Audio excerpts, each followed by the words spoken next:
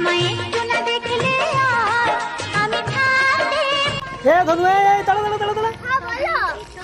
বলছি সাইকেল নিয়ে কোথায় যাবি তুই? নবান্ন যাচ্ছি কাকু। হ্যাঁ সাইকেল নিয়ে নবান্ন? হ্যাঁ কি ব্যাপার বটে? মমতা দিদির সাথে দেখা করে একটা আইন পাস করাবো। হ্যাঁ আইন? কিসের আইন বটে? আইন বার করে করাবো। এয়ারপোর্ট থেকে যখন বিয়া ঘরে কার্ড দিতে এলে মেনু কার্ডটাও সাথে করে দিয়ে যায়।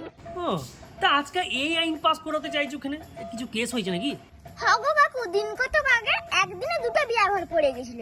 দিয়ে দিয়ে আর কি যেতে তো হবে কি দুটো বিয়া ঘর। তাই ঠিক করলাম একটা বিয়া ঘর খেতে আমি আর বাবা যাব, আর একটা বিয়া ঘর খেতে মা আর দিদি যাবে। বাহ এটা তো দারুণ প্ল্যান বটে রে। তা সমস্যাটা কি হলো? সমস্যাটা বিয়া ঘর থেকে এসে হয়েছিল কাকু। তা কি হয়েছিল কি? বিয়া ঘর থেকে এসে দিদিকে বললাম, উফ দিদি আমরা যা খেলাম লাই, fried rice, chilli chicken, ice cream, আহা। তারপর? তারপরে আর কি দিদি বলল ওরা যেখানে খেয়ে আইছে ওখানে খাসির মাংস হয়েছিল কাকু।